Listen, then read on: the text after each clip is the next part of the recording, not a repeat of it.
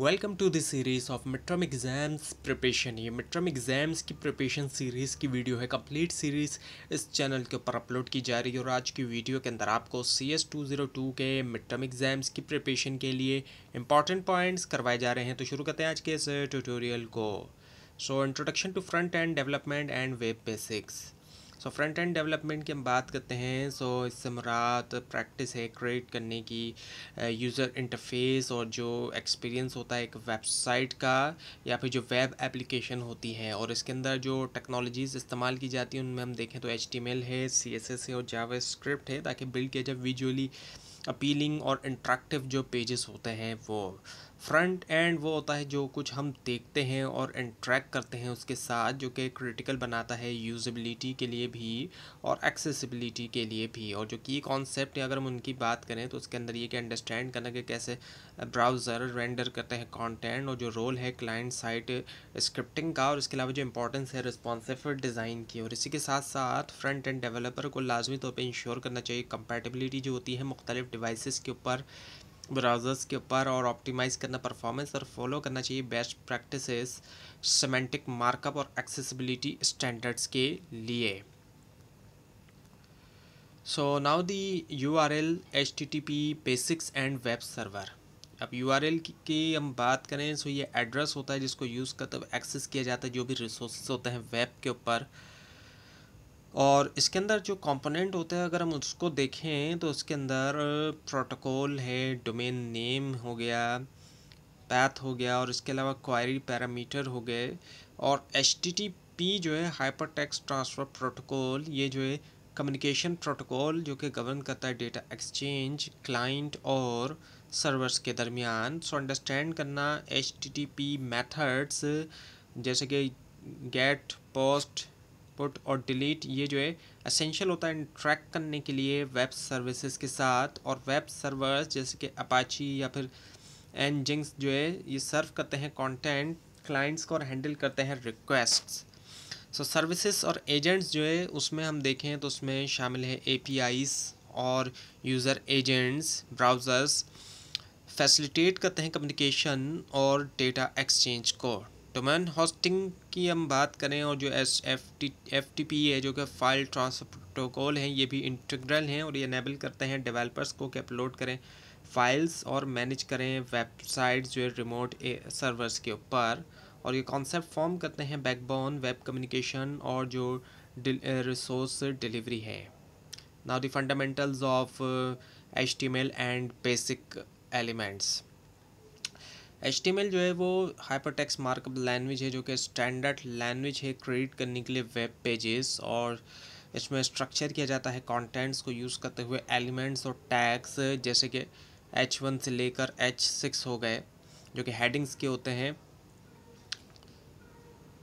और इस तरह जो एट्रीब्यूट जो है वो प्रोवाइड करते हैं एडिशनल इंफॉर्मेशन एलिमेंट्स के बारे में, जैसे कि href हो गया लिंक्स के लिए, और src जो है वो हो गया इमेजेस के लिए। स्टाइलिंग जो है वो अप्लाई किया जा सकता है इनलाइन या फिर CSS के ज़रिए। बेटर सेपरेशन जो है कंसर्न्स की। और HTML सपोर्ट भी करता है quotations, comments, code representation use करते हुए टैग्स को। अच्छा, अब अंडरस्टैंड करना ये जो बेसिक है ये क्रूशल होता है ताकि बिल्ड किया जाए सिमेंटिक और एक्सेसिबल वेब पेज। और प्रॉपर यूज़ जो है हेडिंग्स और पैराग्राफ का इंश्योर करता है रीडेबिलिटी भी और SEO ऑप्टिमाइजेशन, जबकि एट्रीब्यूट्स जो है वो बढ़ाता है फंक्शनैलिटी और interactivity. Now the HTML tables, lists and layout. HTML table organize करता है डेटा जो है रोज़ और कॉलम के अंदर, और यूज़ किया जाता है डिफरेंट टैग्स को, जैसे कि टेबल हो गया TR, TD और TH। प्रॉपर टेबल हैंडलिंग के अंदर हम देखें तो उसमें शामिल होता है कैप्शन, हेडर्स और जो एक्सेसिबिलिटी फीचर्स हैं जैसे कि स्कोप एट्रीब्यूट। और लिस्ट दोनों ऑर्डर्ड और अनऑर्डर्ड OL वाली या फिर जो UL है। स्ट्रक्चर कंटेंट होता है हायरार्की के साथ, जबकि डेफिनेशन लिस्ट जो है DL पेयर टर्म्स होती हैं डिस्क्रिप्शन के साथ। HTML ब्लॉक्स और जो लेआउट टेक्निक्स होती हैं उसमें शामिल होता है डिव, और सेमेंटिक एलिमेंट जैसे कि हेडर, फूटर और जो सेक्शन है, ताकि क्रिएट किया जाए स्ट्रक्चर्ड और मेंटेनेबल डिज़ाइन। आई फ्रेम जो होता है वो अलाउ करता है एम्बेडिंग करना एक्सटर्नल कंटेंट और जो फॉर्म्स हैं, एनेबल करता है यूज़र्स को कि इनपुट करें वो फील्ड्स के बटन के ज़रिए और जो वैलिडेशन एट्रीब्यूट है, और कलर्स को अप्लाई किया जा सकता है यूज़ करते हुए नेम्स, हेक्स कोड्स या फिर जो RGB वैल्यू है जो कि बढ़ाता है विजुअल अपील और branding consistency. Now the HTML head elements and CSS basics. HTML का जो हेड सेक्शन होता है, इसके अंदर मेटा डेटा है जिसके अंदर पेज टाइटल, करेक्टर एनकोडिंग और लिंक्स हैं, ताकि स्टाइल शीट किया जाए या फिर स्क्रिप्ट, लिंक है स्टाइल शीट या स्क्रिप्ट के साथ। और एंटिटीज़ और सिंबल्स जो है वो रिप्रेजेंट करते हैं स्पेशल करेक्टर, जबकि एनकोडिंग इंश्योर करता है प्रॉपर डिस्प्ले जो है टेक्स्ट का बहुत सी लैंग्वेजेस में। और XHTML जो है वो एक स्ट्रिक्टर वर्जन होता है HTML का, जो कि इन्फोर्स करता है वेल फॉर्म्ड सिंटैक्स। और CSS जो कि कैस्केडिंग स्टाइल शीट है, ये इंट्रोड्यूस करता है स्टाइलिंग कैपेबिलिटीज़, जो कि अलाउ करता है डेवलपर को कि कंट्रोल करें लेआउट, कलर्स, फॉन्ट और स्पेसिंग। और CSS सिंटैक्स के अंदर जो है वो सेलेक्टर है प्रॉपर्टीज़ और वैल्यू जिनको अप्लाइड किया गया है इनलाइन, इंटरनल या एक्सटर्नल स्टाइल शीट्स के ज़रिए।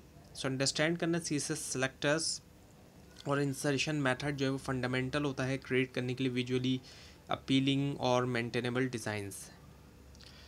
So now the CSS box model, positioning and advanced features. So CSS box model define करता है कि कैसे एलिमेंट्स डिस्प्ले होते हैं, जिसके अंदर शामिल है कंटेंट, पैडिंग, बॉर्डर और मार्जिन। अंडरस्टैंड करना इस मॉडल को जो ये ज़रूरी होता है प्रिसाइज लेआउट कंट्रोल के लिए। और CSS पोजिशनिंग टेक्निक्स जैसे कि स्टैटिक, रिलेटिव, एब्सोल्यूट और फिक्स जो है अलाउ करता है डेवलपर को कि रखें एलिमेंट्स को एक्यूरेटली तौर पर एक्यूरेसी के साथ। और फ्लोट्स जो है वो इनेबल करता है टेक्स्ट रैपिंग जो है एलिमेंट्स के अराउंड, जबकि डिस्प्ले प्रॉपर्टी कंट्रोल करता है विजिबिलिटी और layout behaviour.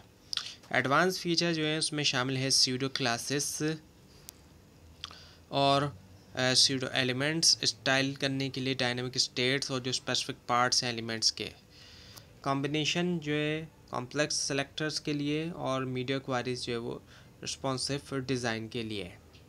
Navigation menus, image opacity, sprites और जो एट्रीब्यूट सेलेक्टर हैं, ये मज़ीद जो है वो बढ़ाता है इंटरेक्टिविटी और जो एस्थेटिक होते हैं।